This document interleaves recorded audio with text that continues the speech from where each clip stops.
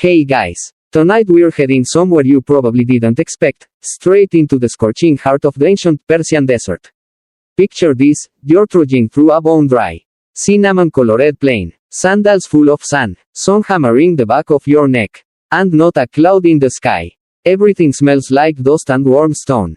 The horizon dances with heat waves. And the only thing louder than the wind is your thirst. Now, here's the twist. As you crest a hill, you spot something strange, a hulking dome made of mudbrick. Standing like a fossilized beehive in the middle of nowhere. And inside, ice. Real. Honest to Zoroaster frozen water. In the middle of the desert. Welcome to the world's first fridge. You probably wouldn't survive long out here without help. And the ancient Persians knew that too. But instead of whining about the sun like you probably would, they engineered against it. They built structures called yakhchāls. Literally, ice pits. That used clever geometry, desert physics, and a dash of dark magic, okay. Just some really cool science, to create and store ice. In the middle of summer. So, before you get comfortable, take a moment to like the video and subscribe, but only if you genuinely enjoy what you do here. And hey, post your location and local time in the comments. I love seeing how many of you are listening from bed in Tokyo, Toronto, or some tiny town in Tasmania.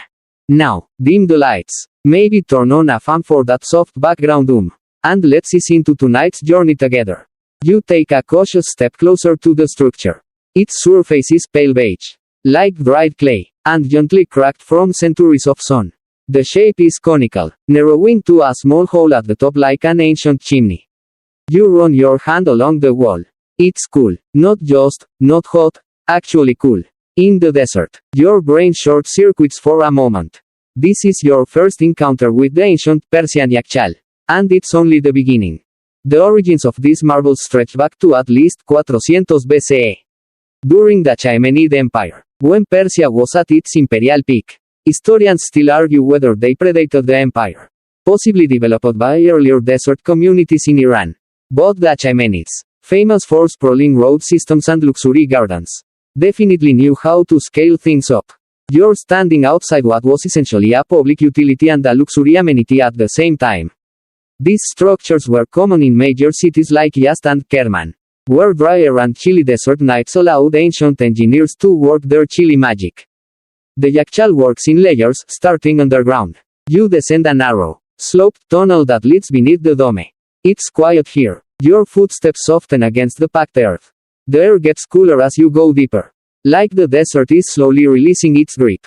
At the bottom, you find a cavernous pit. About the size of a modern swimming pool. This is where ice was stored. Often packed with straw or layers of ash to keep it from melting. It wasn't just for cooling food, though that was a delicious perk. Ice played roles in religious rituals, medical treatments, and even diplomacy. It's one thing to offer a dusty guest water, it's another to give them ice de water in July. Outside, a Persian laborer in linen trousers leads a donkey past you. The animal's saddlebags are bulging with something that sloshes. You follow, curious, and discover that ice was also made on site using shallow, walled pools nearby. These pools, filled at night, would freeze under the chilly desert sky. Then, at dawn, workers would gather the ice and haul it into the pit. It's also counterintuitive, using one of the world's hottest places to make something frozen. But that's exactly what makes it so compelling. The secret is the desert itself.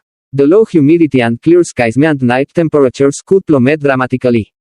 The ancients exploited this diurnal shift. Basically the nighttime version of a cosmic cheat code. You run a finger along the edge of one of the now empty freezing pools. It's lined with a mixture of lime, ash, and goat hair, yes. Really, which served as an early form of insulation and waterproofing. Historians still debate whether these mixtures were standardized or more like grandmother's recipes, just tossing some more straw until it stops leaking. It wasn't foolproof. Sometimes ice batches failed, sometimes the walls cracked, sometimes a fox fell in, but overall, the system worked so well it stayed in use for nearly 2,000 years. The last functional yakhchāls were still active in the early 20th century. Around the time your great-grandparents were figuring out how to not burn toast. A breeze rolls in across the salt plains, whispering past the dome's peak and down through the vent. That hole at the top? It's no accident. It serves as a passive ventilation system, releasing hot air while drawing cool drafts downward. Ancient Persians didn't just rely on ice, they engineered airflow, shadows, and insulation to create an entire thermal strategy. You lean back against the dome and imagine what life must have been like here 2 millennia ago. Sweltering days, brisk nights, and the knowledge that, a few feet underground, you had a stash of frosty treasure waiting to be served with pomegranate syrup. A goat bleats in the distance. A child runs past with a block of ice wrapped in palm leaves. You start to realize that for ancient Persians, refrigeration wasn't just survival, it was a kind of elegance. A hot kingdom with a cold secret. You squint at the dome again. It really does look like a giant beehive. Smooth, symmetrical, and somehow serene, like it belongs here among the sand dunes and camel tracks. This is your first proper encounter with the word, yakhchāl. Literally, ice pit. But it's so much more than a pit. It's a monument to stubbornness and ingenuity. A structure built not just to resist heat, but to trap and defeat it. You shuffle around its curved exterior. Up close, you notice something curious. The walls are absurdly thick, sometimes 2 meters or more, and they slope gently outward toward the base. You press your hand against it again. Cool, still cool, despite the sun glaring overhead like an angry god. The wall almost feels like the side of a shaded well. It turns out, the yakhchāl's shape isn't just aesthetic. The dome design reduces surface area exposed to sunlight while maximizing internal airflow. Hot air rises, cooler settles, basic physics that ancient Persians understood well enough to manipulate. And yes, historians still debate whether the design was passed down through generations of oral engineering or derived from Mesopotamian and Egyptian prototypes. Either way, the Persians perfected it. You're invited inside by a gray-bearded man in a loose tunic. He gestures silently, and you duck through a low-arched doorway. Instantly, the temperature drops. The air here smells faintly of dust and something sharp, like lime or chalk. There's no artificial light, but slivers of sun cut through slanted vents, bouncing off the curved plaster and illuminating the space in soft, golden patches. It feels almost sacred. The pit below is empty now. Just a ring of scorched straw marking where blocks of ice used to rest. But the walls still hum with their cold memory. You sit down on a worn stone bench and exhale. The quiet is almost meditative. You're inside one of the world's oldest refrigerators. No plugs, no buzzing fans, just centuries-old engineering and a deep understanding of how to harness nature's own rhythms. As your eyes adjust, you spot a small niche carved into the wall, probably for oil lamps. Nearby, a dusty inscription in Old Persian script. The man murmurs something about his grandfather using this very space to store wedding treats and dried fruit in the 1930 siglo. Imagine keeping dessert chilled with a system built before the Roman Empire got around to inventing plumbing. Speaking of desserts, you wonder what else they stored in here. Ice, obviously, but also perishables like milk, fresh hairs, even saffron. Some yakhchāls were communal, where villagers pooled resources and shared whatever the season provided. Others, especially those close to royal estates, were private affairs, guarded and locked, literal vaults of ice, guarded like treasure. You notice small ventilation shafts along the dome's base, cleverly angled to catch prevailing winds. This helped cool the interior even further. Combined with the dome shape and underground insulation, it made the yakhchāl an early masterclass in passive cooling. Not just a one-trick icebox, this thing had layers. The man picks up a curved metal scoop and pantomimes the action of cutting into the ice, then carrying it up in buckets via a pulley system. It wasn't glamorous work. Ice hauling was backbreaking, often done in early morning hours before the sun could undo the night's efforts. But for people living in blistering temperatures, it was vital. Refreshment, preservation, even a little prestige. You lean back and let the atmosphere wash over you. It's strange, this blend of cold and warm, ancient and immediate. Outside, the desert burns. Inside, you're transported, not just across geography, but across time. You remember learning that Alexander the Great, yes, that Alexander was reportedly fascinated by Persian technology during his conquest. And while there's no clear record of him encountering a yakhchāl, many historians suspect that Greek and Roman bathhouses were directly influenced by Persian cooling techniques. Historians still argue whether the domed ice pit made its way west through war, trade, or wandering philosophers who got tired of sweating. Your host offers you a crude clay cup of something cool, rosewater and a sliver of preserved lemon. It tastes faintly of the past. Floral and sour and delicate. You nod your thanks. And now you understand, this wasn't just about ice. The yakhchāl was about power. About control. About turning the harshest environment on Earth into something almost hospitable. You step back outside. The sun feels even hotter now. Like it's trying to reassert its dominance. But you know better. You've seen the quiet rebellion built beneath the sand. A camel groans somewhere nearby. A few boys chase a donkey past the outer wall. Life continues. Dusty and loud and hot. But inside that silent dome. Time slows. Temperature drops. Memory lingers. And you keep walking. The dome shrinking behind you. But the cool still clinging faintly to your skin like a blessing from the ancients. You're walking again. Your sandals scraping along the packed desert path. When something catches your eye, an open basin. Wide and shallow. Its surface still slick with traces of water. It looks like an oversized bird bath. But it's not. This is where the ancient magic happened. You've stumbled upon a freezing pool. One of the key components of the yakhchāls' ingenious system. It's early evening now. The heat is beginning to fade. And a breeze has finally arrived, dry but welcome. You sit near the edge of the basin. And the locals explain how it worked. These pools were filled with water after sunset.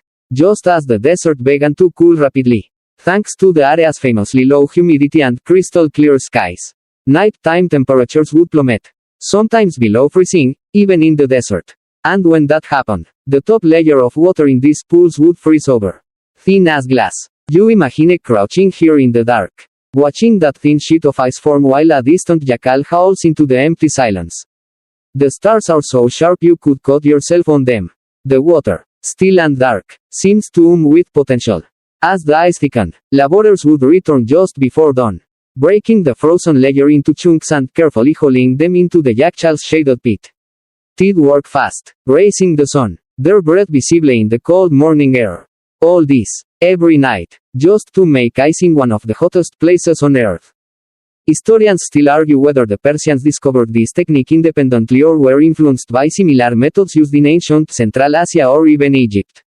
But one thing is certain, they developed it into a highly refined system. Scaling it up into reliable, season-long cold storage. And this wasn't just a neat party trick. Think about it, ice was precious. It wasn't for casual snacking. This was about preserving meat, extending the shelf-life of dairy, and ensuring elite guests had chilled beverages during festivals. One slab of ice could mean the difference between feast and famine. As the sun sets completely, the pool begins to shimmer under moonlight. You find yourself wondering how on earth water could freeze in a desert. But the answer lies above and below. Above, the clear, dry atmosphere allows intense radiative cooling. Heat escapes directly into the night sky. Below, the basin's walls are built from a special insulating mixture known to modern scholars as arroy. Think of it as the ancient equivalent of high-performance cement. Made from sand, clay, lime, egg whites, egg whites, goat hair, and ash. The result? A waterproof, heat-resistant lining that could keep cold things cold and hot things out. You slide a palm across the basin's rim. It's smooth and oddly warm to the touch, trapping the day's sun. But deep in its walls, the desert's secret nighttime chill lingers. Nearby, a farmer pulls upon a donkey cart loaded with straw bundles. They're not for bedding. These were used to insulate the ice inside the pit, layered like lasagna between blocks of frozen water. The straw allowed airflow while slowing down melting. And it had a bonus use. Once the ice was gone, it could be burnt as fuel or repurposed for animal bedding. Nothing wasted. You're starting to notice a theme here. The Persians didn't just work with nature, they studied it. Observed. Adapted. Desert conditions weren't obstacles. They were tools. You stretch your legs and watch the stars begin to pierce through the purple sky. A soft wind pushes against your back. And suddenly you understand the elegance of this ancient system. It wasn't brute force. It wasn't magic. It was timing, discipline, patience. The Persians waited for nature to do the hard part, then pounced just before dawn. Scooping up its fleeting gift before it melted away again. Some yakhchāls even had specialized watchmen who guarded the ice pools through the night. Their job was to keep curious animals, and even sneak thieves, away. Because yes, People stole ice, especially during heat waves or festival season. You don't need a PhD in archaeology to imagine a teenager trying to impress his sweetheart with a contraband cube of frozen water wrapped in dated leaves. Your guide chuckles at the memory of his own childhood, eons snuck into a yakhchāl and chipped off a corner of a decades-old ice slab. It melted within minutes, but still remembers the feeling of it in his hand, like holding winter in the middle of July. As you begin to doze off against the cool rim of the freezing pool, you realize something strange. You're starting to feel grateful. Grateful to a civilization that carried enough to tame the desert, to experiment with clay and wind and goat hair until they made refrigeration without electricity. The wind picks up, the moon is high now, and the desert glows silver. You close your eyes and think, this is what it means to be clever. You're back on your feet, brushing sand from your clothes, when someone waves you over to another part of the complex. This time, it's not a dome or a freezing pool, it's a wall. Or more specifically, it's the stuff the wall is made from that has everyone excited. You crouch down, run your fingers across a patch of exposed surface, and it flakes slightly, like dried honeycomb. It's smooth, dense, and strangely cool despite the heat radiating off the desert around it. The material is sarroy again, the same quirky mixture you've now heard about more than once. But this wall is ancient, original, and still standing. Sarroy was the concrete of the Persian world. But it was no ordinary plaster. Its ingredients read more like a failed cooking experiment than a building supply list: lime, sand, clay, goat hair, egg whites, and ash. Some formulas even included camel urine or cactus sap for added durability. Yes, camel pee, that's commitment. You watch a local restaurant mix up a small batch, stirs it with a wooden paddle in a shallow clay pan, muttering about consistency and temperature. It smells earthy, not awful, not great, but slathers it along a crack in the wall and smooths it with a stone. Within minutes, it begins to set like magic. Ancient magic with surprising chemistry. Historians still debated exact ratios and variations of sarroy across different regions and time periods. Some argue that the original recipes are lost, passed down orally and tweaked by family builders over generations. Others think it was a trade secret among specialist craftsmen, jealously guarded like grandma's pickled garlic recipe. But everyone agrees, it worked. These walls could withstand floods, sandstorms, and scorching heat, all while keeping the interior cool and stable for decades, even centuries. You tap the side gently, it's like knocking on stone, but warmer, more alive somehow. And it wasn't just about temperature. Sarroy was highly water resistant, making it ideal for storing not only ice but food, medicine, even valuable documents. Some yakhchāls had hidden alcoves and mini chambers tucked behind the main storage pit, insulated and sealed with sarroy to keep out both heat and rodents. You imagine a young Persian scribe tiptoeing into one of those chambers, placing a scroll into a clay jar, and sealing it shut like a time capsule. What did they write? A poem? A weather record? An order for rose syrup? You'll never know. But the idea lingers like a cold breeze through the desert. A boy nearby throws a stone at the wall. It bounces off harmlessly, barely leaving a mark. Someone else calls him in Farsi, and they runs away laughing. You stay behind, thinking about how this strange mortar represents a kind of forgotten science, an ancient formula that resisted entropy and decay long before refrigeration meant humming machines and tangled cords. You're told that in some remote areas of Iran, sarroy is still used today, especially in restoring old architecture. It's not always efficient, it's labor-intensive and messy. But it works, and sometimes that's enough. As the sun climbs higher, the wall begins to cast a long, angled shadow. You step into it. The relief is instant. You can feel your skin cooling, your breath slowing. There's something primal about it, about hiding from the sun in a structure that's designed to love the cold. A cat meanders by, tail flicking, and finds its way into the shade beside you. It sprawls out like it owns the place. Maybe it does. You both sit there for a moment. Two creatures from very different millennia enjoying the same simple miracle, not being hot. You glance up at the dome again. Its curves casting that distinctive crescent-shaped shadow along the ground. You're starting to appreciate just how deliberate everything here was. The angle of the walls, the orientation of the dome, the placement of vents, the thickness of insulation. The builders of these yakhchāls were engineers. Not just laborers. They understood that code wasn't an accident, it was something you built. And yet, despite all that knowledge, the science behind Zarro is still not fully understood. Modern chemists have tried recreating it in labs. Adjusting ratios, testing durability, even 3D scanning samples. Results vary. The original material seems to resist standard formulas, like it's teasing us from across time. Saying, nice try, but you weren't there. A gust of wind kicks up, sending a spiral of dust across the open ground. You blink and imagine the workers of 2,000 years ago moving through this same courtyard. Barefoot and sweat-streaked, hauling bricks and mixing slime in the sun. Trying to build something that could hold on to winter. You wander to a smaller structure nearby.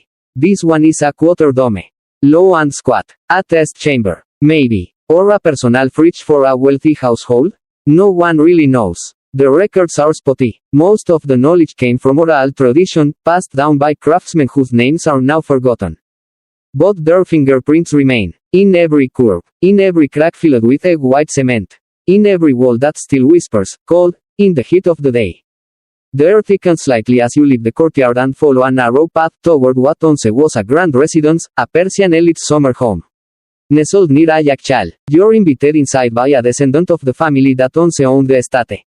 He jokes that it's just a pile of bricks now. But even as you step through the threshold, it's clear this was no ordinary pile.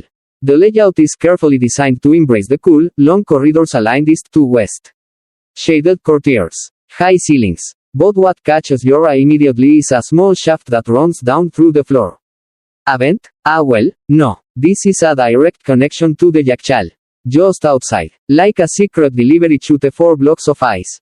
You kneel beside it and feel the cool draft rising, soft as a sigh. It's like standing above a frozen cave. Which in a way, you are. Your host explains how the estate used the ice not just to store perishables but to cool rooms in the height of summer. Slabs of ice were placed in marble basins or suspended in mesh netting near windows, where breeze from outside would pass through, cooling the air. If this sounds suspiciously like an ancient version of air conditioning, you're not wrong. Historians still argue whether these setups counted as true AC or were just glorified swamp coolers. But one thing is clear, ancient Persians took climate control very seriously. Comfort wasn't a luxury, it was an architectural goal. And their homes were built like well-calibrated thermometers. You step into a reception room where faded mosaics still cling to the walls. There's a shallow fountain in the center, dry now. But once it burbled with chilled water flavored with rose petals or mint. Guests would gather on rocks around it, sipping cool drinks, fanning themselves, and pretending they weren't in the middle of a sun-scorched plateau. And if a guest of particular importance was visiting, that's when things got theatrical. Servants would bring in a tower of ice, carved into delicate shapes, and placed it in the room's center to melt slowly, cooling the air while showing off the family's wealth and engineering savvy. You could say ice was the ancient Persian version of a luxury chandelier, equal parts function and flex.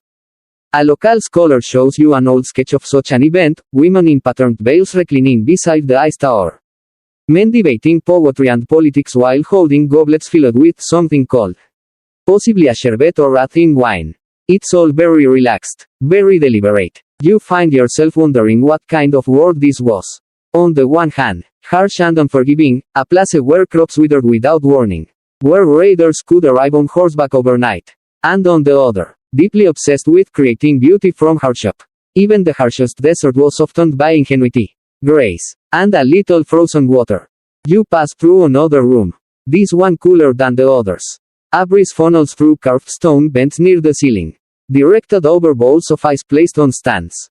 The ice had been brought up from the yakhchāl before dawn, carried inside before the sun could catch up. And here's where it gets clever, the vents and walls were angled to amplify the cool air, essentially creating pockets of cold that lasted into the afternoon. You press your back against the wall and feel it again, that soft, unexplainable chill that defies logic. No wires, no machines. Just physics and patient construction. Your guide laughs and says the palace's greatest secret was that it wasn't just refrigerated, it was layered. Builders placed reflective plaster on rooftops to bounce sunlight away. They planted trees for shade and used thick adobe to trap coolness like a sponge. Everything was designed to work with the land, not against it. The farther in you walk, the more you realize how integrated the yakhchāl system was with daily life. It wasn't some isolated structure. It was part of a network. From underground chambers to rooftop shade screens, every piece worked in concert to keep people cool, healthy, and comfortable. Even the kitchens were positioned based on the yakhchāl. In summer, cooking was moved to outdoor annexes or early morning shifts to avoid adding heat indoors. In winter, rooms near the yakhchāl were used for root vegetables and preserves, still cool. But notice you can imagine a cook bustling between pots and storage jars, opening a hatch to the yakhchāl chamber to retrieve a chilled melon or a brick of frozen yogurt flavored with honey and saffron. Yes, frozen yogurt, bastani sonati, a forerunner to modern Iranian desserts, traces its roots back to the very existence of stored ice. Outside, the sun finally begins its descent, bathing the estate in a warm, peachy light. You return to the main hall and sit quietly for a moment, listening to the silence, imagining the buzz of voices from centuries ago. It's hard to believe this level of comfort existed so long before electricity. But it did, and it was elegant, intentional, and astonishingly effective. As the shadows grow longer, you feel the contrast again, scorching sunlight just a few feet from timeless chill. Two worlds, existing side by side, separated only by mud bricks, goat hair, and genius. You leave the shaded elegance of the palace and wander back toward the yakhchāl's general storehouse. A group of children run by, laughing, each clutching something sticky wrapped in fig leaves. One of them stops, holds out a chunk, and gestures for you to try. You take a hesitant bite. It's cold and sweet and full of texture, strands of starch like snowflakes tangled in rose syrup. The flavor is delicate and perfumed, with just enough chill to make your teeth tingle. This isn't just dessert, it's a time capsule. You're eating falude, one of the oldest known frozen treats in the world. And yes, it was made possible entirely by yakhchāls. You sit beneath a fig tree and watch a group of women preparing more of it by hand. Long strands of vermicelli-like noodles made from rice starch are soaked in syrup, chilled, and then packed into clay bowls layered with ice. Some add lemon juice, others a dash of sour cherry or crushed pistachios. One girl sprinkles it with dried rose petals. It's part refreshment, part art form, and all made possible by a culture that mastered cold in the heat. You hadn't expected this. You came for bricks and ancient science. And now you're elbows deep in what could very well be the ancestor of your modern sorbet. There's even a running joke among locals that Persians invented ice cream, but forgot the cone. Historians still debate whether falude came before the Chinese versions of chilled desserts or vice versa. Some argue it was passed along the Silk Road, evolving with each culture that tasted it. But Persian records clearly mention early versions of sorbets and ice-based sweets long before the Roman Empire had a word for gelato. You glance at the nearby yakhchāl and realize that these weren't just storage spaces, they were culinary hubs. I see luxury allowed cooks to get creative. Chilled melons, snow-cooled wine, frozen rosewater. Imagine experiencing that after a day spent under the Persian sun. You close your eyes and try to picture a summer banquet in a Zoroastrian temple garden. Musicians playing soft melodies on stringed instruments. Dancers in embroidered robes. A breeze rustling the citrus trees. And servants arriving with stone bowls full of snow-swirled falude. Cooling not just the body, but the entire mood of the evening. It was never just about survival. It was about refinement, a desire to make them bearable, not just bearable, but beautiful. Your host, now holding a small jug, beckons you over. Pours a thin, chilled beverage into a cup and hands it to you. The aroma hits you first, sharp, herbal, minty. It's second having a traditional Persian vinegar and honey drink, sometimes served over shaved ice or mixed into falude. You sip it and wince, tart and sweet and strangely addictive. Perfect for cutting through heat and fatigue. You watch the man set the jug in a shallow stone basin filled with chipped ice. Just like that, he's used the ancient fridge again. Without fanfare. It's become clear, in this part of the world, ice wasn't seasonal, it was a way of life. There are even old Persian folktales about ice merchants who would travel from mountain villages down into the cities with donkey caravans loaded with snow and ice wrapped in wool blankets.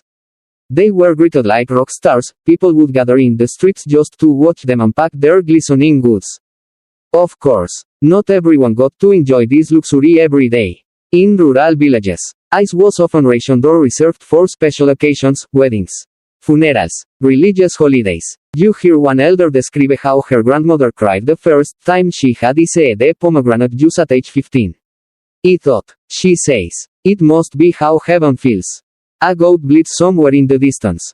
You lie back on the cool earth, stomach full of ancient dessert, and wonder what it would have felt like to live in a time when ice was magical, rare, revered. And yet, in places like this, the magic was made mundane. Persian engineers didn't just build fridges, they wove code into the very fabric of daily life. You begin to suspect that the true wonder wasn't the falude or the architecture. It was the mindset, to see the impossible as merely a problem with a solution. You take another bite of falude, letting the syrup trail down your wrist like a sticky blessing. The kids laugh again nearby, trading licks like currency. You smile. History never tasted so good. The sun's rising again, and you're now walking along a dusty road that cuts through a dry mountain pass. The scenery has shifted, gone are the quiet domes and stone fountains of the yakhchāl courtiers. Now, you're high above, where ice doesn't need to be made, it's simply taken. You've joined a caravan of ice haulers, the unsung heroes of ancient refrigeration. These were the men, and occasionally women, who braved narrow cliffs, freezing wind, and brutal climbs to harvest snow and ice from the Zagros or Alborz mountains and transport it down to cities far below. You probably wouldn't survive the trip without complaining about your calves. But they did it regularly. You ride on a shaggy mule. The path steep and uneven. Behind you, woven baskets lined with wool and sheepskin are strapped tightly, ready to be filled with blocks of high-altitude ice, sometimes snow-packed so densely it hardened into translucent slabs. These ice merchants were masters of logistics. They knew exactly how to cut, wrap, and position each block to minimize melting on the journey down. Historians still debate how far back this practice goes. Some records suggest organized ice trading began during the Achaemenid Empire. Others believe it evolved informally in smaller mountain communities, with villagers simply bartering frozen goods with nearby towns. What is known is that by the time of the Sassanid dynasty, an entire ice economy was in full swing. At the mountain's edge, you watch as two men use crude iron tools, chisel and mallet, to pry a chunk of snowpack from a shaded slope. They lift it carefully, brushing off dirt, and slide it into a waiting basket already padded with reeds and leaves. No packaging, no barcodes, just manpower and experience. Once loaded, the descent begins immediately. The team moves fast, adjusting the rope-wrapped bundles to prevent pressure cracks. The faster they get to the lowlands, the more ice they can preserve, and the more silver coins still receive at the city's bazaar. You're surprised to learn that some cities even offer tax incentives for ice transporters. Keeping the public yakhchāl full was a civic priority, especially in places like Shiraz or Isfahan where summer temperatures could hit 40 grados Celsius, 104 grados Fahrenheit, with ease. Ice wasn't just comfort, it was infrastructure. As the caravan winds down the valley trail, a grizzled old guide tells you about ice runners, young boys who'd meet the haulers halfway, taking smaller loads on foot the rest of the way to private clients. If you were wealthy enough, you could have ice delivered to your doorstep before noon. Ancient Uber Eats, but colder. By midday, the caravan arrives at a yakhchāl's receiving station. You watch as the baskets are unwrapped like sacred gifts. The ice, though now smaller, is still solid, damp and glistening in the sun. Workers weigh the blocks by feel and sound, tapping each one before sliding them into the storage pit below. Some of the ice is sold immediately. You follow a boy carrying a slab wrapped in straw toward a baker's stall. There, it will be used to chill dough ingredients and prevent spoilage. Another chunk is delivered to a physician's tent, where it will numb wounds or reduce a fever. Yet another is shaved into fine flakes for a noble woman's midday sherbet. And then there's the black market ice. Yes, even in the ancient world, there were whispers of under-the-table deals. A few blocks here, a few coins there, ice hoarding, seasonal price hikes, shady merchants diluting their deliveries with frozen mud. Some things, it seems, never change. As you sip cool second having from a cheap ceramic cup, you start to appreciate the sheer scale of the operation. This wasn't just a clever building in a hot place. It was a system, a coordinated effort involving builders, climbers, traders, craftsmen, and cooks. And yet, the records about these ice haulers are oddly silent. No names, No great epics, just scars on the mountains and stories passed around village fires. Historians are still piecing together who these people really were. Were they salaried professionals, seasonal workers, or simply mountain folk who stumbled into a business that happened to involve frozen water? You lean against a sun-baked stone wall and watch the last of the caravan disappear into the next pass. A donkey shakes its head. A dog barks in the distance.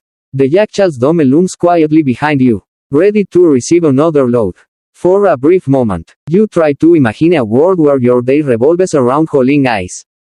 Cutting it, guarding it, distributing it. The work is brutal, the reward, fleeting, but the impact, immense. These people could an empire. One frozen block at a time.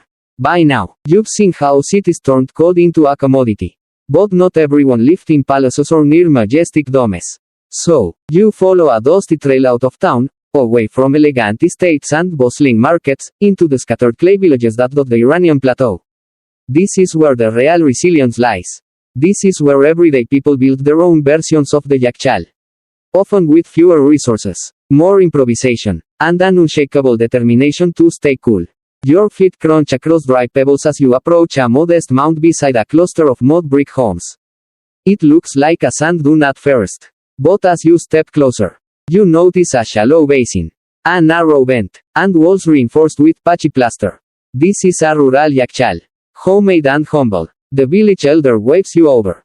His hands are calloused, and he walks with the kind of purposeful limp that comes from a lifetime of working around things that don't have instruction manuals. He grins, and with a flick of his fingers, he pulls aside a flat stone that covers a small pit. You feel it immediately, the rush of cooler rising. Like someone left a window open in winter. The inside is smaller than the city models, maybe just 6 feet deep, but it's lined with a mixture of sarrow and hand-packed ash. At the bottom, you spot something wrapped in woven palm fronds, a small bundle of ice. The village's treasure. This ice wasn't made from fancy carved pools or imported from snow-capped mountains. It was born right here in shallow night ponds, dug seasonally and filled with water after sundown. These rural freezing basins were usually just low-lying flat spots ringed with clay, no elegant symmetry. No engineering pedigree, just intuition and observation. Villagers would watch the stars. They'd wait for clear, dry nights when temperatures dipped below zero. And they'd fill their basins with a thin layer of water. By morning, a delicate crust would form. They'd chip it up with shovels or their bare hands and drop the shards into shaded pits, layered with straw or dry reeds to slow the melt. Over time, these fragments would pile up, compressed into slushy, semi-solid winter banks, stored for weddings, illnesses, or just particularly cruel afternoons. You crouch beside the pit, palm hovering above the ice. It hums with coolness. It's not pristine, it's not pure, but it's effective. Historians still debate how widespread these village fridges were. Some believe they existed across nearly every inhabited zone with desert-like climate. Others argue they were rare and tied to specific geography. What's clear is that where there was ambition, there was always a way to make things colder. You sit with a group of women kneeling around a makeshift kitchen, just a stone slab, a ceramic jug, and a cloth for shade. One of them slices cucumbers and onions, while another ladles water over something buried in a clay pot. She beckons you forward and lifts the lid. Chilled yogurt soup, minty, sour, and served with crushed ice scooped from their personal stash. It's simple. It's brilliant. It tastes like relief. As the meal continues, a young boy runs up with a bundle of hairs wrapped in wet fabric. He drops it beside the pit to cool it down before it wilts. Even the plants get a chance to relax in the chill. Nothing is wasted. Everything here respects the cold like a sacred guest. You ask about theft. Surely people must sneak ice in desperate times. The elder shrugs. Sometimes. He says. But what's ice without trust? In villages like this, where everyone knows everyone, an ice pit is more than storage, it's a community trust vault. Where survival depends not just on temperature, but on cooperation. A local boy offers to show you his family's second pit, smaller, older, half collapsed. It's shaded by a fig tree and home to a family of lizards now. But the old man says they still use it during heat waves. Just in case. He added this with a smile. You begin to understand something that wasn't obvious in the grand domes of the city. Rural yakhchāls weren't just structures, they were strategies. Every crack in the wall. Every straw layer. Every teaming decision, part of a plan passed down across generations. Whispered from father to son. Mother to daughter. And yes, the methods varied wildly. One village added charcoal to the straw layers for better insulation. Another lined their freezing basins with wool mats to slow tagging. In places without enough clay, people built small caves into hillsides to replicate the same chilling effect. You hike to one such hillside yakhchāl just before dusk. The entrance is low, but once inside, the air turns sharp and still. A woven basket hangs from the ceiling by rope, swaying gently, keeping its precious cargo away from rats and heat alike. A bundle of cheese, a few eggs, and what looks like a tin of dates. This, you realize, was a refrigerator, a pantry, and a bank, all in one. As the stars begin to poke through the dusty twilight, you sit outside the cave and listen to cicadas droning lazily. The desert is cooling again. And somewhere in that cooling air, there's pride, quiet, understated pride, in the villagers who refused to let the sun win. No budgets, no blueprints, just shovel, sweat, and stubbornness. You're heading back toward the city now, following the slow bend of a dried upstream bed. But your guide stops suddenly and points toward a strange tower rising from a distant roofline. It looks like a chimney that's been pulled inside out, a narrow rectangular spire with slits on all sides. That, says, is a windcatcher, a badger. You squint. It doesn't look like much.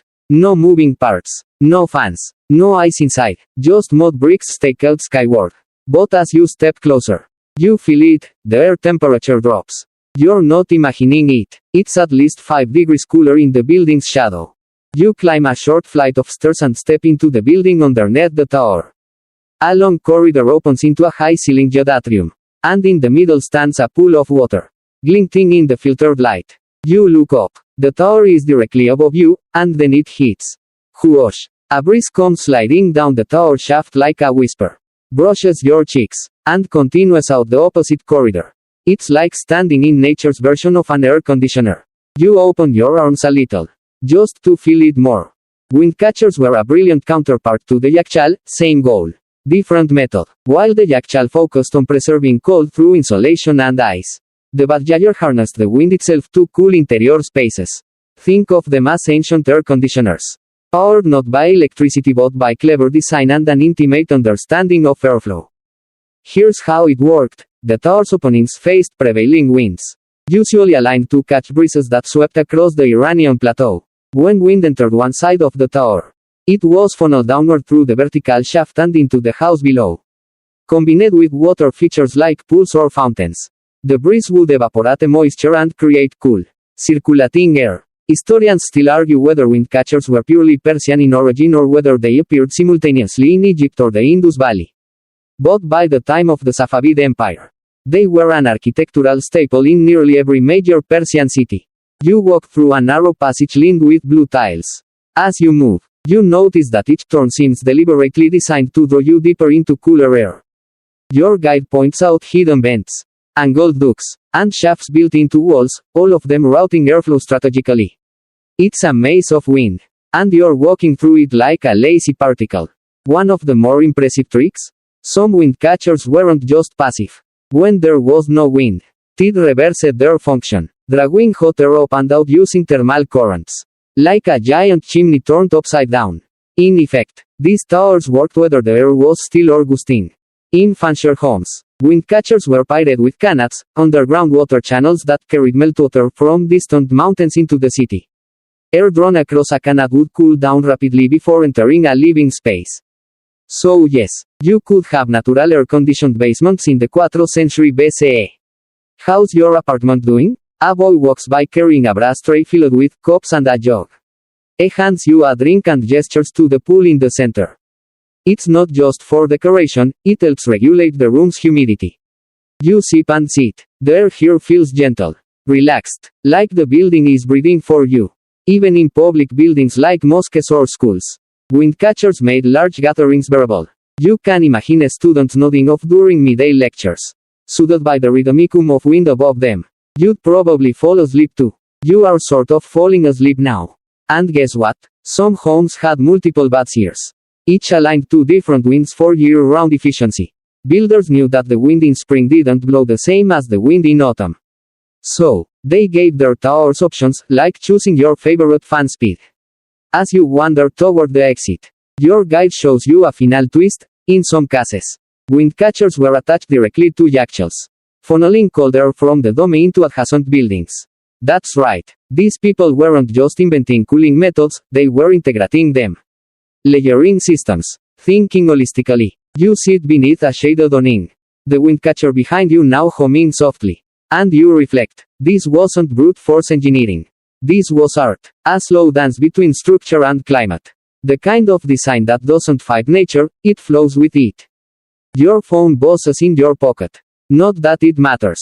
You're in a building that's 1,000 years old. Staying cooler than most cafes with Wi-Fi. The sun is high again. But it doesn't matter. You could sit here all day. The air is light. Your drink is cool. And the wind speaks the language of clever ancestors. You lie back and close your eyes. Somewhere above, the badger breathes. You wake to the sound of wind slipping down the tower like silk over stone. The air is still cool. But the sun's now fully up, warming the clay walls outside.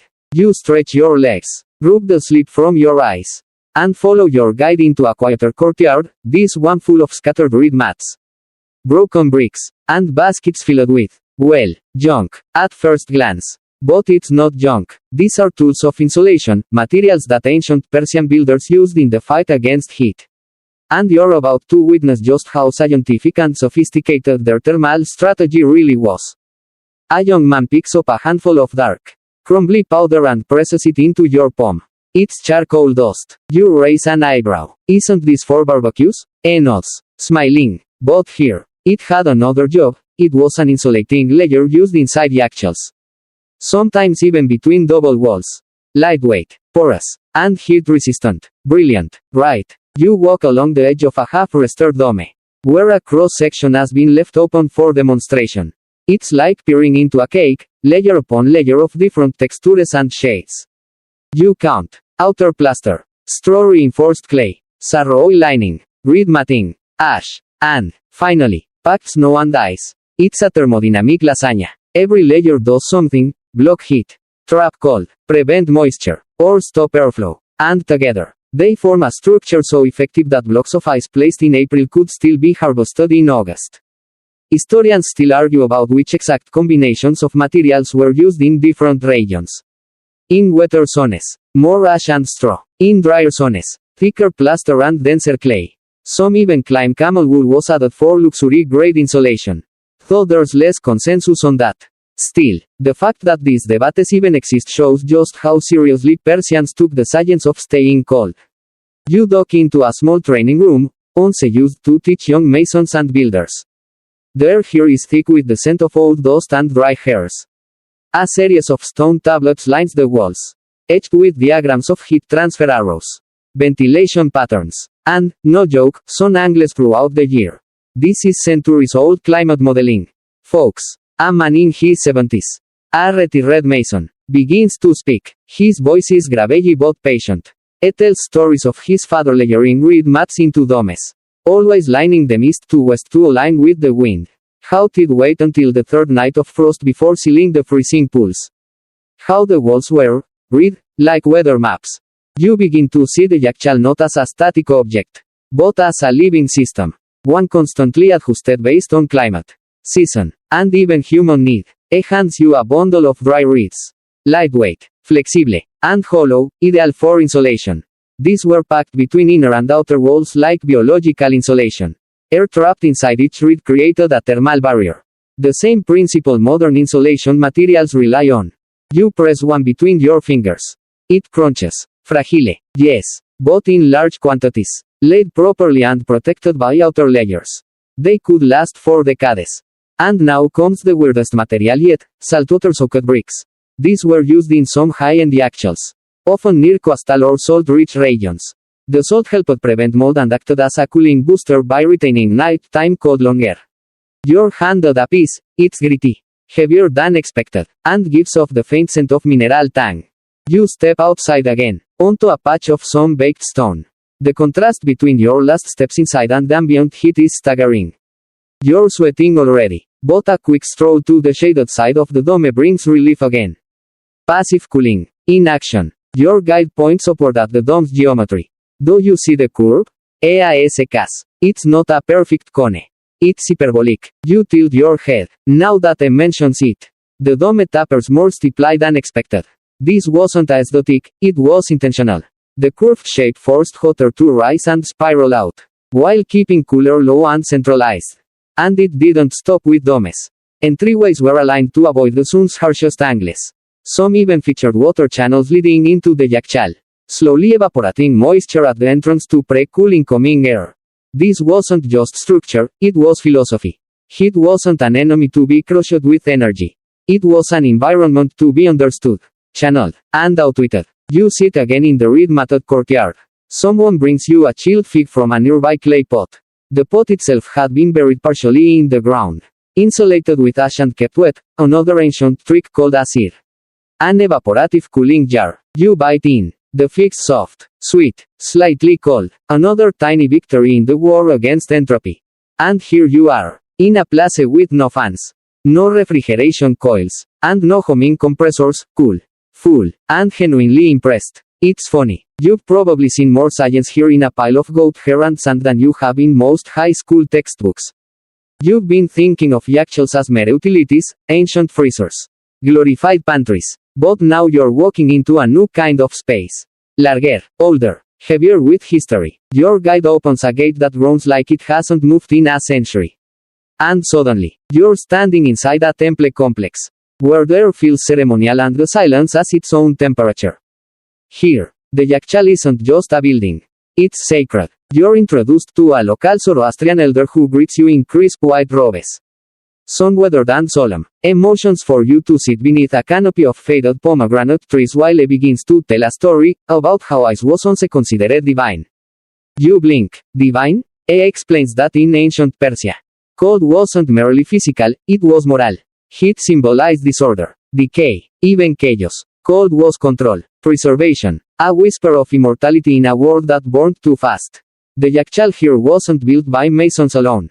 It was overseen by priests, aligned precisely with solstice shadows and planetary patterns. Its dome faces the North Star, its entryway casts no direct sunlight during the summer solstice.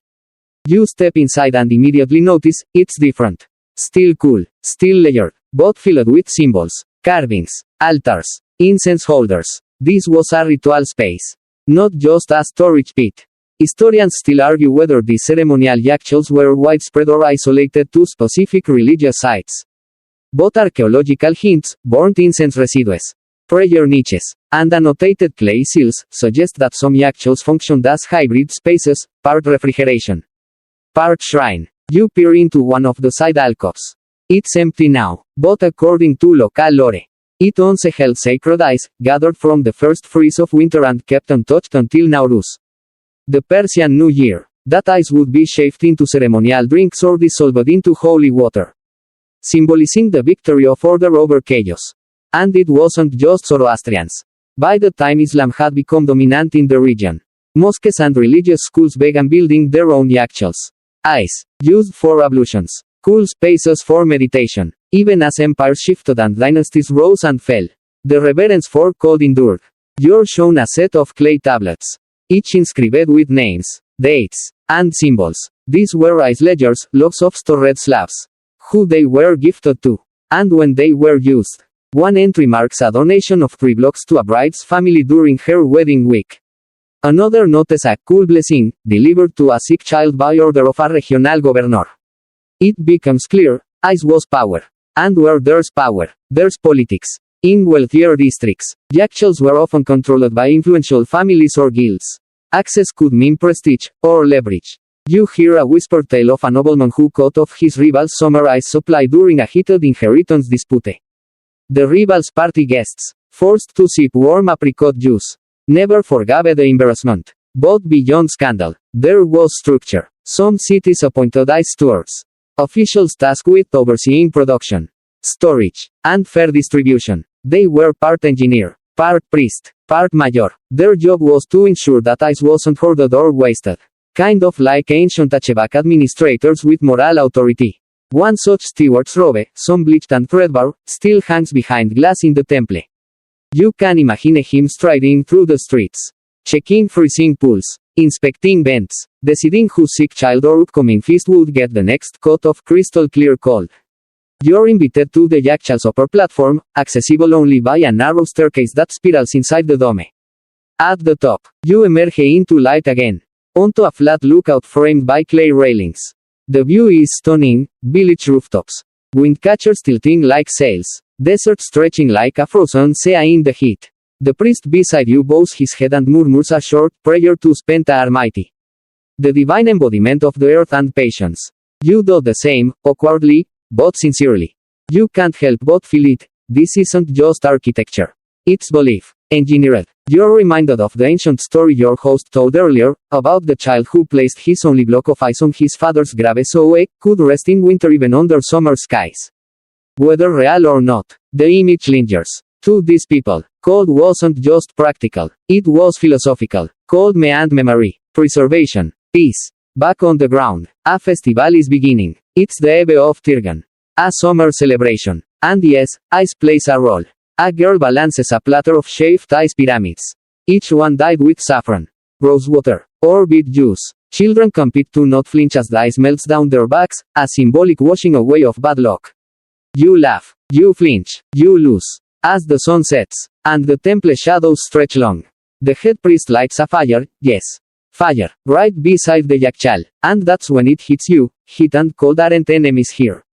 They're partners in balance. A cycle, a conversation. And in the middle of that conversation stands the yakhchāl, silent and enduring. It's a heart beating through centuries of ritual, power, and reverence. You've heard whispers, both here and there, that the Persians might not have been the only ones with clever tricks for staying cool. And now, as you sit under the shade of a dusty olive tree sipping rosewater, a traveling scholar joins your circle with a grin that says, "You're not going to like this next part. Did you know," he begins, "that the Greeks had their own version of the yakhchāl?" You raise an eyebrow. He nods. Sort of. What follows is a winding conversation full of footnotes and sly debate, a favorite pastime among scholars of ancient history. The question at hand: who really invented ancient refrigeration? Historians still argue whether the yakhchāl was a unique Persian innovation or the result of other influences from Babylon, Egypt, or even further afield. Some point to Mesopotamian ziggurats, which featured ventilated grain storage rooms, or to Egyptian cooling jars, where water was stored in porous clay vessels and cooled through evaporation. But Persia's ice domes? They were something else. You learn that during the reign of Darius the Great, Persian diplomats were already traveling to Greece and beyond. Trade routes were open, ideas were crossing borders, and the art of keeping food fresh wasn't just a survival tactic, it was a cultural export. Soon after Persia's golden age, wealthy Greek elites began storing snow in insulated pits and shaded caves during the warmer months. Even Pliny the Elder, the Roman chronicler, writes of using snow to chill wine in the summer. Did they figure it out on their own? Or were they copying their clever neighbors to the east? Your new scholar friend argues that the Greeks stole the idea, or at least borrowed it, improved it, and gave it new names. The Romans followed suit, developing their own snow pits called niviaria. But none of them built domes with internal geometry, heat-reflective walls, and wind management quite like the Persians.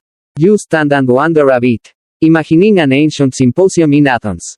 Somewhere, a toga-clad host is bragging to his guests about his snow-cooled amphora of lemon wine, completely unaware that 2 empires over, Persian villagers were making chilled yogurt with goat hair insulation and geometric airflow control. It's almost laughable. Back in the temple's archive, you examine a trade tablet written in cuneiform. It references white stones from the mountains stored for the wedding feast. Whether this meant ice, snow, or just very pale limestone is unclear, but the point is, across the ancient world, the idea of cooling was spreading. Persian engineers were certainly aware of this diffusion. In fact, some yakhchāl designs changed over the centuries, showing signs of Mediterranean influence, arched supports, terraced water channels, and the occasional decorative colonnade suspiciously similar to Greek aesthetics. You start to wonder, maybe it wasn't theft. Maybe it was just the ancient version of open source innovation. A good idea is too useful to stay put. Still, the Persians had something special, not just utility, but elegance. Their structures were designed not just to store ice but to exist in harmony with the land, the seasons, and the people's beliefs. Other civilizations might have stored snow. The Persians made snow sacred. The debate continues into the evening. Around a low table set with dried figs, nuts, and another round of faludeh. You sit across from a historian who insists that a Chinese engineer during the Han dynasty used similar cold storing techniques centuries earlier. Another counters with evidence of ice houses in ancient India. Someone from Bukhara chimes in with a tale of underground cooling tunnels. It's all fascinating, and a little exhausting. You lean back, watching fireflies blink over a nearby pool, and realize something beautiful. Everyone was chasing the same dream. In the face of heat, chaos, and entropy, ancient peoples all tried to do one thing: keep something precious from melting away. And maybe that's the real legacy of the yakhchāl. Not that it was the first. Not that it was the best. But that it inspired. That its curves echoed in domes from Samarkand to Seville. That its silence crept into the corners of Greek wine cellars. That its chill made its way, bit by bit, into every civilization that dared to think, what if we could bend nature to comfort? Not just endure it. You rise from the debate and wander outside again. The stars are forming. The dome of the yakhchāl silhouetted against the indigo sky. It doesn't matter now who did it first. What matters is that someone did. And the idea never melted. It's quiet now. You're walking alone along a path lined with abandoned yakhchāls, great domes once so proud. Now slumped into the desert like forgotten bones. Their plaster is cracked. There's a roy chipped and crumbling. Patches of reed insulation poke out like brittle whiskers from the walls. The sun is setting, casting long orange shadows across the sand. You pause before one of the larger domes. There's no gate anymore. No attendants. Just a low, dark opening like a mouth, yawning toward you. You duck inside. It's cooler, but not cold. The air smells of old dust, damp stone, and history. No ice remains. No whispers of faludeh or rosewater sorbet. Just echoes. You shine a soft lantern on the inner walls and see faded inscriptions, names, dates, drawings etched by someone's bored finger a century ago. This yakhchāl, your guide tells you softly, was decommissioned decades ago, not because it failed, but because it was no longer needed. By the early 20th century, imported mechanical refrigeration began creeping into Persian cities. First in government buildings, then in wealthy homes, and finally into general stores and cafes. Electricity brought with it homing compressors, freon, coils, and glass door chillers. Modernity didn't knock. It barged in, opened a freezer, and grabbed a cola. Historians still argue when the last functional yakhchāl was used regularly. Some say the 1920 siglo. Others insist small rural ones stayed in use until the 1950 siglo, even 60 siglo, especially during the power outages that plagued remote provinces. What no one disputes is the decline, a slow, sand-covered erasure of a 1,000-year legacy. You run your fingers over the wall. It's smoother than you expect. But there's a sadness here, like a sello that's been silent too long. The dome above is broken in places. Through a jagged hole you can see the night sky. Stars blinking like quiet spectators to this architectural requiem. You wonder how many weddings this yakhchāl cooled. How many sick children were soothed with its eyes. How many meals were made perfect with the soft crack of chilled fruit on a summer evening. And now it's just a dome in the dark. Outside, you pass more of them, some half buried. Others converted into storage rooms or ship pens. One has been painted with graffiti. Another used to dry dates. Some domes collapse entirely, their curved bones visible in the rubble like the vertebrae of a great creature fallen in the dust. Your guide tells you about how, during the modernization push of the mid-20th century, urban planning boards dismissed the yakhchāl as outdated. Space was needed for roads, office, parking lots. A few domes were demolished for convenience. Others just fell apart when their keepers passed away and no one learned the upkeep. One famous structure in Yazd was nearly destroyed during a housing expansion, until a group of school children protested. Their teacher had taught them the science behind it. And they wrote letters, painted signs, and stood outside with hand-drawn pictures of domes and snowflakes. The city relented. The yakhchāl still stands today. Largely because a bunch of kids refused to forget. You sit beside a half-buried dome, now cracked and filled with weeds. The silence feels thicker than before. This is what happens when tradition fades, not violently, but slowly, like water boiling away unnoticed. Yet even here, in this forgotten cluster of ruins, you feel the past pushing through. The shape, the scale, the intention. You don't need eyes inside to know what this was. The structure remembers. It's a strange thing to mourn a fridge. But the yakhchāl was never just a fridge. It was an idea, made solid. An idea that nature could be partnered with. That climate wasn't something to conquer, but to cooperate with. That heat could be answered not with panic or desperation, but with domes, shadows, and geometry. You wonder how much we've lost in the transition to modern convenience. Sure, our fridges human daraces blast. But do we understand the heat any better? Or have we just drowned it in noise? A desert breeze stirs the reeds. The domes stand still. You rise and walk away slowly, feeling like you've just left a cathedral. Not ruined, just resting. The morning finds you in a small village on the outskirts of Yazd, quiet, sun-washed, and unassuming. But as always in Persia, what lies beneath the surface tells a deeper story. Your guide leads you past a modest square where boys kick a faded soccer ball. Women sit under mulberry trees, shelling pistachios and chatting in voices that carry with the breeze. And there, tucked behind a low adobe wall, sits a still functioning yakhchāl. Not a museum piece, not a ruin, an actual, working part of the community. You step inside, almost not believing it, and yet, it's real.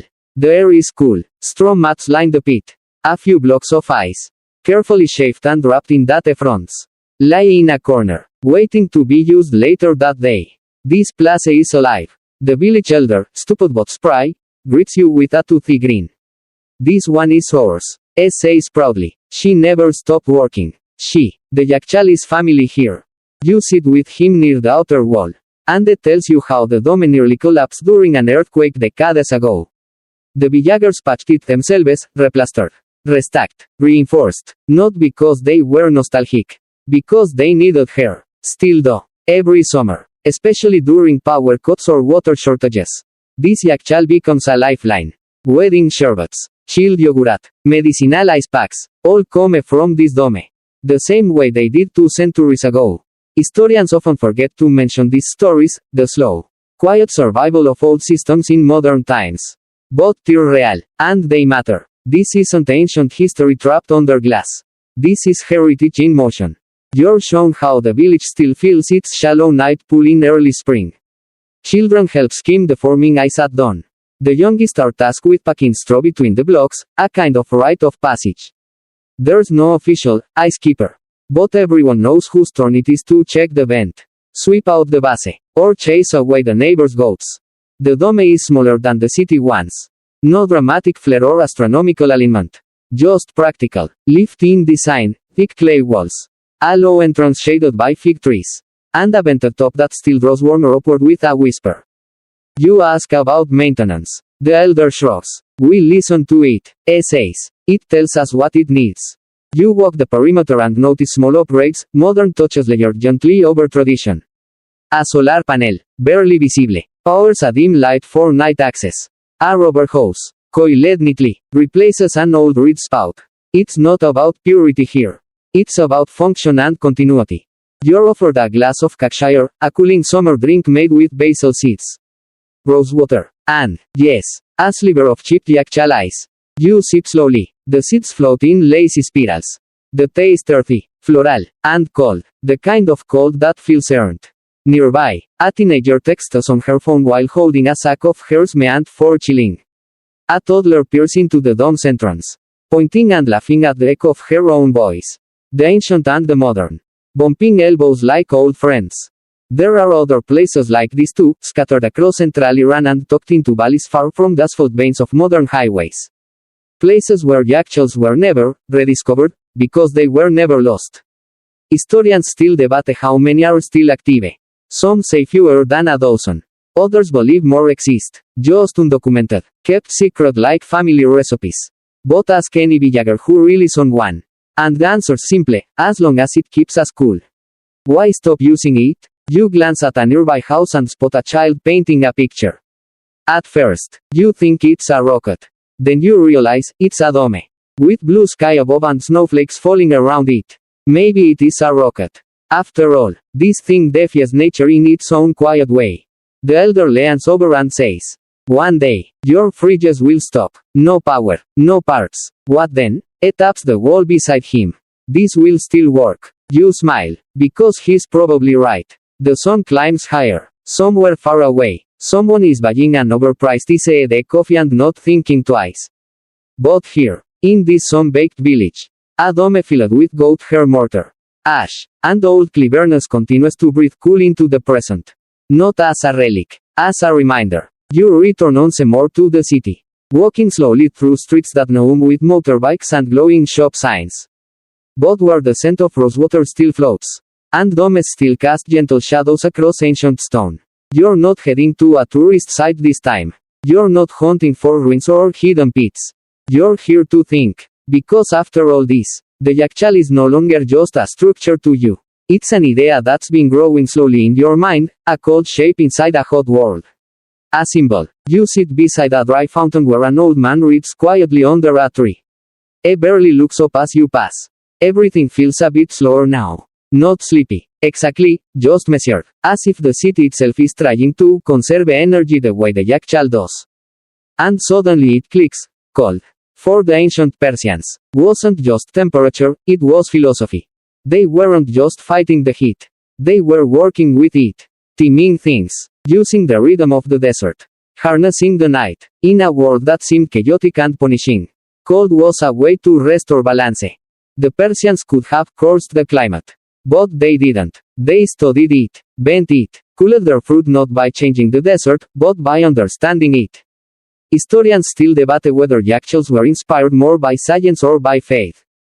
But maybe that's a false divide. Maybe the truth is that engineering and belief were never separate here. You walked through holy domes and humble pits, ceremonial rituals and sweaty straw-packing chores, and every step, every layer, was about respecting the cycle. Cold wasn't a victory over nature. It was a dialogue with it. You find yourself staring at a small piece of ice melting in your hand, offered by a friendly shopkeeper who still chips his own cubes each morning from a dome he keeps behind his house. It's already sweating in the heat. You watch it drip, slowly, carefully. It doesn't panic. It just fades. And you realize, the yakhchāl is about time. About slowing down. About remembering that heat and decay are inevitable. But you can buy yourself a little piece if you work with care. Ice melts, fruit ripens, figs bruise. But maybe the point was never to preserve forever. Maybe the point was to preserve long enough to enjoy. You hear a shout from nearby, someone hawking cold drinks. A motor sputtering to life. And still, beneath it all, that calm undercurrent of old ideas keeps running. Like groundwater beneath the dry surface. The yakhchāl isn't gone. Not really. It lives on in every insulated roof. Every shaded courtyard. Every grandmother who stores her mint syrup in the dark cool of a cellar. It lives on in the engineers who design passive cooling systems for modern buildings and swear they invented something new, when really they just stumbled upon an old truth. That cool is possible, even in the hottest places. That silence is stronger than noise. That time, treated gently, will work with you. And that some of the cleverest inventions in human history began with people just trying to stay a little more comfortable. The dome is still there in your mind now. Pale and cracked, perfect and broken, empty and full. You close your eyes. The ice melts away. The desert is quiet now. You're lying beneath the stars. The sky dark and endless above. And the last traces of heat from the day have finally lifted. Around you, the stones are cooling. The wind is soft, slow. Like a thought forming in the dark. There's no rush anymore. Just breath. The dome still stands behind you. A gentle curve rising from the earth. Its shape half swallowed by shadows. Maybe it's empty. Maybe it's full. But it doesn't matter now. Because what it gave you wasn't just ice. It gave you time, space, silence, a pause in the chaos.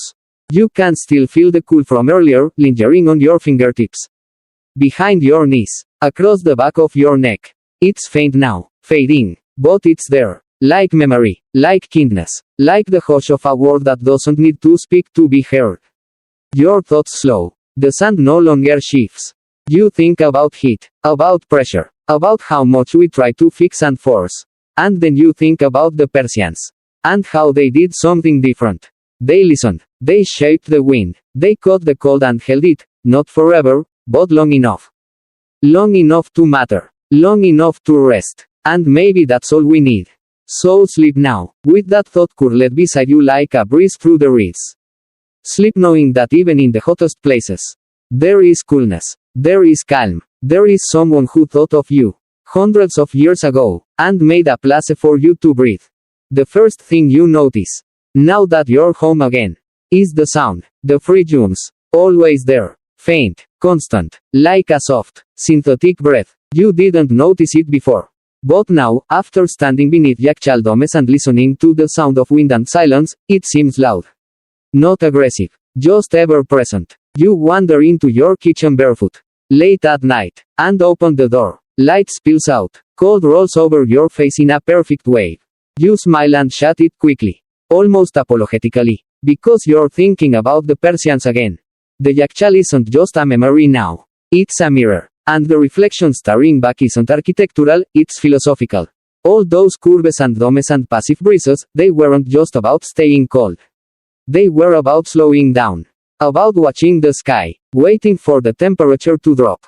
Chipping ice at dawn, layering straw with care. They were about patience. Your fridge doesn't ask for that. It just does its job. No questions, no rituals. But the yakhchāl, it invited participation. It required cooperation. With the weather. With your neighbors. With time itself. You lean against the counter. Eyes half closed. And think about how much of your life moves on autopilot. How quickly things come and go. And how the Persians, with their domes of ash and lime, built slowness into their survival. Historians rarely describe the yakhchāl as a form of mindfulness. But it was. Every step of it, filling the basins, packing the straw, watching the vents, was a quiet negotiation with the elements. A form of ancient meditation. You light a candle, not for light, but for stillness, and imagine a summer evening 1500 years ago. A family sits beneath a fig tree. A father hands his son a chipped bowl filled with crushed ice and grape syrup. The boy eats it slowly. The father watches the stars. There's no rush. Somewhere along the way, we replaced effort with ease. And while that's not bad, you wonder what we lost. Maybe comfort isn't just what's handed to you at the push of a button. Maybe true comfort is what you build over time, with intention. And maybe the of the fridge, now that you're listening for it, is a little reminder of that. You pad back to bed. The candle flickers once, then stills. The yakhchāl remains. You're visiting a modern building now, tall, angular, full of glass and sharp lines. But your guide, a soft-spoken architect in linen and sandals, waves you toward a smaller, curved structure nestled beside it. It doesn't shine. But as soon as you step inside, the temperature drops. You pause. You know this feeling. It's inspired by the yakhchāl, she says with a smile. A passive cooling dome, part of our eco-design pilot. You nod slowly. Of course it is. Inside, the space is soft and hushed, like a museum but cozier.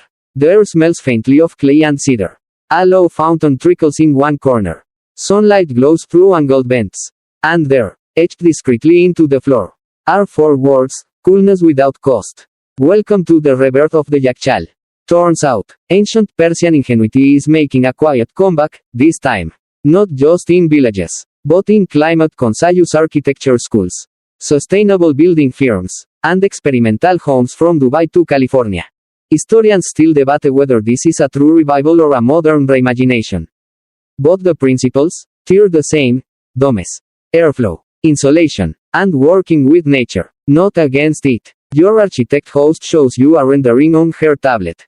Passive cooling corridors, evaporative cooling walls, solar chimneys, a new housing development in Yazd. Entirely built using ancient climate logic fused with modern materials. No AC, no compressors, just geometry and patience. You stroll through the rest of the dome. Your footsteps soft on the smooth clay floor.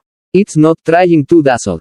It's trying to breathe. She mentions they're working with Iranian craftsmen to recreate traditional saroi mixtures.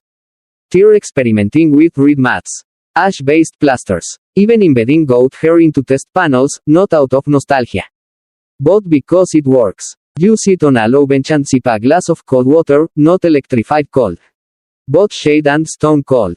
There's no whirring fan overhead. Just a soft cross draft, pulled through ducts aligned with the prevailing wind. And here's the thing, it's not just effective. It's peaceful. You don't even notice how quiet your body becomes. Your breathing slows. Your shoulders drop. You aren't resisting the heat anymore. You're floating inside the balance. You think about how so much of modern life is about overcoming heat, noise, speed. But this dome doesn't overcome anything. It invites it in, channels it, calms it. You ask if people will actually want to live in homes like this. Some already do, she says. Others need reminding. And that's when you realize the yakhchāls' greatest legacy might not be engineering. It might be teaching us how to listen again. Because in a world of noise, the coolest class might just be the one that doesn't fight for attention. That just waits quietly, and works. You step outside, into the sun again, and it doesn't feel so harsh. Maybe, you think, we've circled back to where we started. And the yakhchāl was never just in the past, it was always waiting in the future. You're in a family kitchen now, modest, warm, and full of noise. Spoons clink, a kettle hums, someone's yelling in the next room. And through it all, in the far corner, sits an ancient clay vessel, half buried in the ground. Your host, a woman in her 70s, taps it proudly. Still works, she says. We call it the seer. Same method, just smaller. You lean in. Inside, wrapped in damp cloth and resting on a bed of old straw, are a few chilled items: yogurt, cucumbers, a small bottle of second having.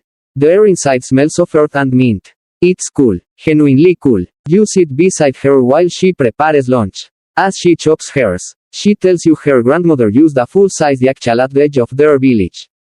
They didn't call it that, they just called it the dome. It was where you went to cool your melon. Where arguments paused and whispers echoed.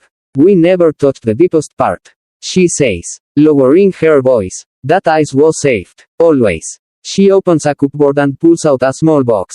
Inside, a photograph. Grainy, black and white. A group of barefoot children standing outside a domed yakhchāl, smiling like it's the best day of their lives. That's me, she says, tapping the smallest figure. Ice day. You smile. There's something universal about that phrase, ice day. Like a holiday you didn't know you needed. Historians might not capture these stories, there are no ledgers for joy. No academic footnotes for chilled yogurt on a hot day. But here, the legacy lives on through memory. She stirs a pot and tells you how her grandson is an architect now. Trying to make buildings that breathe. Eonce visited a site in Just and came back wide-eyed. Did you know they made ice in the desert? Said, as if it were a magic trick. You glance back at the clay vessel. Condensation forming on the rim. Still doing its job. Still a little bit magical. After lunch, she walks you through her garden, pointing out things her grandfather planted: shade trees, climbing vines, reflective white walls. None of it random. All of it meant to cool the space naturally.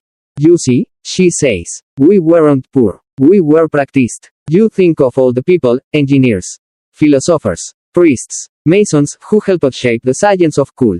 But there were mothers and grandmothers too, passing down cold as a recipe, not a blueprint. Even now, in cities across Iran, Turkey, Pakistan, and North Africa, families still use fragments of these old systems. Clay pitchers hung near breezeways, ice stored in sunken courtiers, straw mats soaked and draped over railings.